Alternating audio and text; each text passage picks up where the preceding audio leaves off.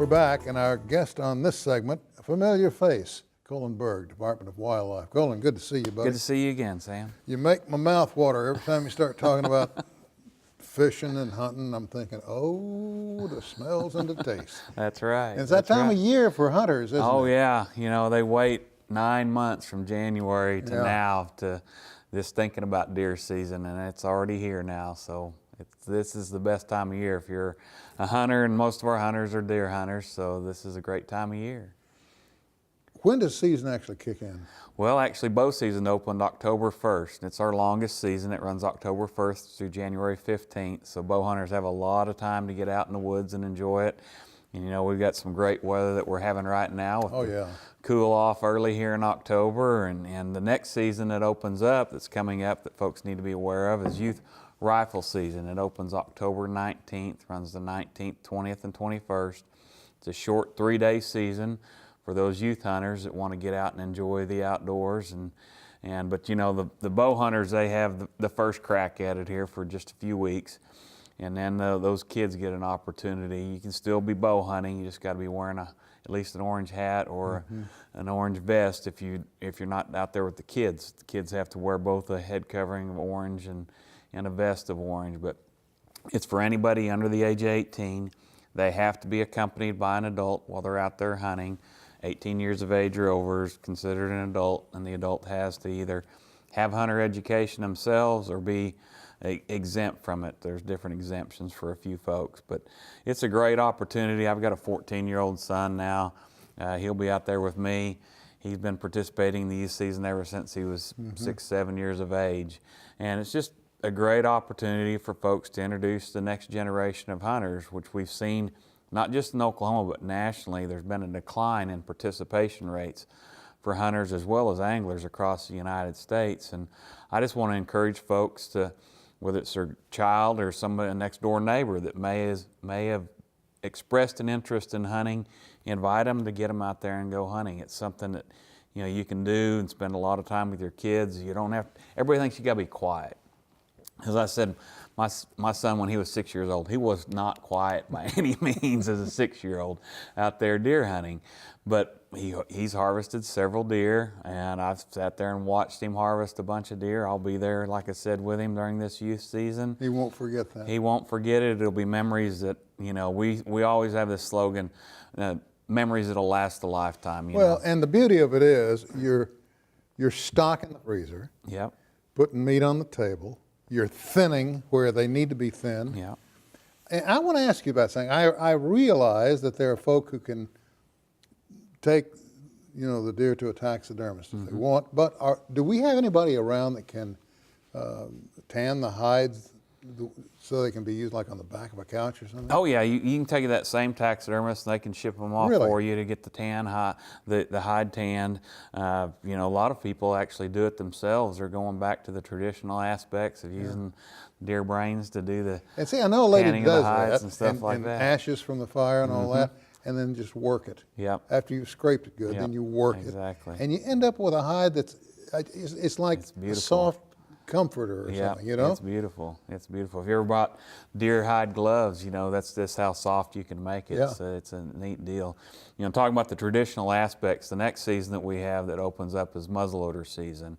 It's a 9-day season. It starts October 27th, goes through the first Sunday in November. This is going back to more traditional style. All the guns, if you're going to use a muzzleloader, it has to be loaded actually from the muzzle. That's why they call it a muzzleloader. Usually only fires one single shot. Iron sights? Not here in Oklahoma. You can use scopes. You can use saboted bullets. We don't have the limitations that some states do, but it's a relatively more primitive style of hunting where you got to get the deer within around 100 yards or so with most muzzleloaders for an effective shot. But a lot of folks enjoy getting out there during that season. It's an early here at the end of October. There's still be this year. There's going to be green on the trees just like there is in this video here with these two folks, this gentleman and his daughter that are hunting with a muzzleloader, and you know it's just a neat experience to get out there and harvest something that's fairly similar to what, you know, our ancestors, previous folks that hunted early days had to hunt with that muzzleloading firearm. Do we have anybody in Oklahoma that build the old muzzle loaders, Oh, yeah. the old style? Yep, there's still a lot of folks that build their own muzzle loaders, and you know, the same thing with the traditional bows and things. There's a deal called O-Jam that folks can go to. It's in the spring, summertime, where they can go and see these bowyers building bows, and they can actually build their own bow while they're there. In a lot of cases, it's a neat outdoor experience. Yep, a lot of folks are interested in that aspect of doing things like that. So, wow, I'd like to see it. I'd like to just go watch them do it. It's pretty neat to watch them make bows. Talk to me about the educational aspect that you just mentioned. That you're saying in effect that the young ones can essentially be educated in the hunt. That's right. Oh yeah, you spend a lot of time. You know, I've taught my son a lot about the outdoors while we're in the outdoors watching. It's almost like when you introduce a youth back to the sport of hunting, it takes me back to when I first started. You know, things that when I had him out there getting started, he would listen to different birds and see different things that I almost now took for granted because I've been doing it so much, and he brought it back to my youthful days myself. So it's a full educational experience. You teach them about the signs, how to read deer sign, why we're sitting in certain locations, how to play the wind, how to be an effective hunter. And once you harvest that animal, the importance of using every bit that you can of that animal. The aspects that the game meat is very nutritional for you. A lot of folks prefer wild game over other beef in a lot of cases, or chicken, and we eat a lot of game animals at my house, whether it's ducks or deer or quail, doves, whatever we've harvested. You're talking my language. Now you know that I have a bit of a problem with trout. There are places where I go and as soon as I approach the bank, I get in my waders and vest and the old felt hat and the vest, they tremble. The water just becomes... They're afraid of you. Oh, I've they're scared heard that. to death. You know the rumors. Yeah. I don't turn my back on crappie fishing because they taste so good.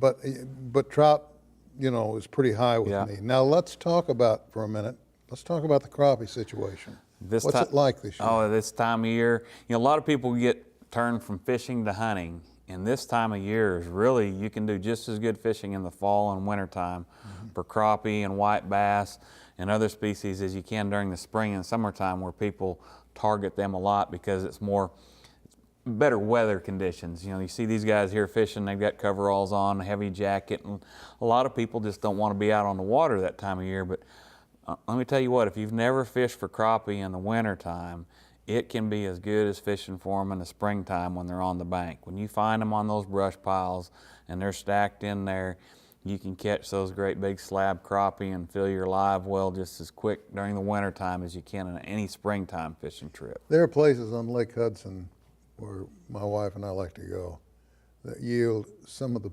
biggest, meanest slab crappie you've ever seen. Yep, I've Back seen in the a lot of coves. nice photos of crappie being goodness. caught off out of Lake Hudson. Treetops. Yeah, and that's just any lake in Oklahoma that's got crappie in them this time of year. If you'll take the time to get out there and go find those brush piles that are in deeper water and just jig up and down on a slow rate, you can fill your boat, you know, with your limit of crappie. And there's no better eating fish. As you said, you like catching trout, but when you want to have a fish fry, it's either crappie or walleye that I would prefer to have in You my know, I've never skillet. eaten walleye. Oh, it's really But good. I did see a guy, I kind of marked him as being from New York, put his thumb in a walleye's mouth once. He didn't do it twice. Yeah, they usually educate you pretty fast Yeah. because of their teeth. They're actually the true perch, one of the true perch that we have in Oklahoma. You know, everybody calls those little bluegill perch. They're actually sunfish. Well, walleye are a true perch family. They're not native to the state. Our sauger is our native fish. It's found in the Arkansas River system. And we use those sauger actually to produce a hybrid that's called a sawguy. That's also a very good eating fish. It's related to the walleye. And because it's a cross between a walleye and a sauger, and we stock them in a lot of lakes. We were talking about crappie fishing. We stock sawguy in a lot of lakes that have stunted crappie populations, because once those saugeye get to be a certain size, they'll feed on those small crappie, and it'll actually help you have a better crappie fishery as well as having added species that you can fish for. Yeah. So, Well, you know, I have seen some bluegill caught in this state that would scare the average fisherman. oh yeah, I mean, they're monster bluegills. yep. What's a record on a bluegill? It's a little over 2 pounds. I've actually got one in my office. It's about 1.75 pounds that I No caught, kidding. and I believe our state record's a little over 2 pounds for bluegill, which is, you know, way bigger than the size of your hand. And fight? Oh, they're a blast. They're awesome to catch. That's one of the species that we try to tell people target with your beginning fishermen, because if you take a little ultralight rod out there Yeah. in the spring and summertime when you can catch those big bluegills, that's an awesome time to introduce somebody to fishing, because they can catch them left and right, and they will make the line zing on those little 4, 5, 6 pound lines. You know, last year, we carry a couple of cooking shows, nationally produced cooking shows, and last year, one of them had the best way to prepare perch and, you know, bluegill and all on a grill. Oh yeah. And I'm telling you, I was sitting there with just, you know, like Pavlov's dog. I was just, let me Yep. at it. Let me at it. What's the biggest crappie you've seen brought in here in Oklahoma? The biggest that I have seen is about a 3 pounder, and they're close to 5 pounds, I believe, is what our state record is. So. You know, I caught a black one. It wasn't a record, but it's the kind of black you want to bring in. Had that hook bump on the front, looked like a Mid-South wrestler, you know, and about the width of 2 of your hands, Yeah. you know, held like so. But it tasted fine. Oh, they're awesome. It was No sweet. matter what size they are, they're good. Hey, Colin, thank you. You bet. And Appreciate one it. more quick word about hunter safety. We got about 20 seconds. Folks that want hunter safety, they can log on to our website, wildlifedepartment.com, and you can take your course online. So it's free of charge. Just go to wildlifedepartment.com. Any resident of Oklahoma, 10 years of age or above. You're a good man, Charlie Brown. Thank you for coming. You bet. Thank you. All right. That's all the time we have for this edition of Perspective. Thank you for joining us. Go fishing. We'll see you next time.